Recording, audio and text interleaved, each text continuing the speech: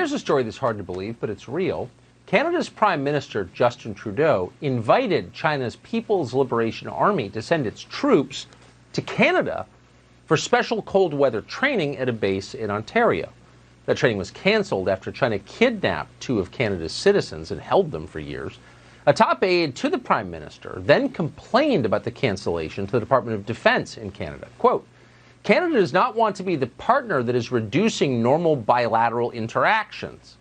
In other words, it's immoral for us not to train Chinese soldiers, probably to kill us at some point. Now, that's not the first time Justin Trudeau has sided with the Communist government of China. A few years back, he marveled at how the Central Committee managed to keep the trains running on time. Watch.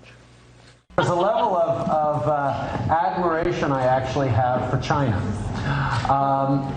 because their basic dictatorship is allowing them to actually turn their economy around on a dime. Ezra Levant is the founder of Rebel News in Canada. He broke this story. It's an amazing story, and he joins us tonight. Ezra, thanks so much for coming on. I read this. My first reaction was this cannot be true. Your prime minister offered to train Chinese troops in Canada. Why would he do that? It's a shock to Canadians, too.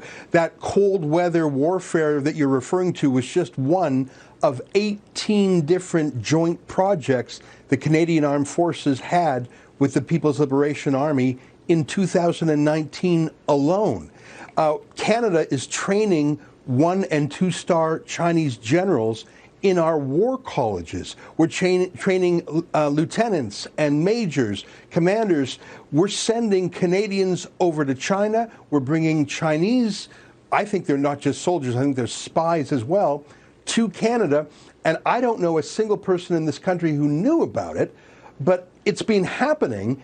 And we found out about it really by accident when the government sent me Freedom of Information documents and forgot to black them out. Or maybe, frankly, someone inside the government wanted to blow the whistle on this incredibly upside-down relationship.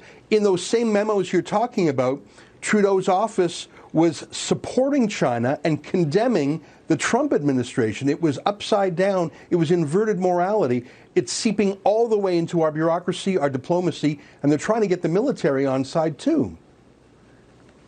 I mean, with respect, we're Americans, so our concern is the United States. Canada is our biggest trading partner. We have the closest relationship with Canada of any country, obviously, in the world.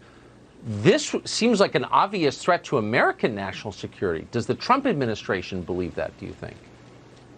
Well, in fact, in these memos, you can see that the Trump administration warned Canada that this winter warfare training would transfer knowledge to China that could be used. Now, they don't explain would it be used to take on Uyghurs in Xinjiang, Tibetans, to fight India in the Himalayas, or even to fight us.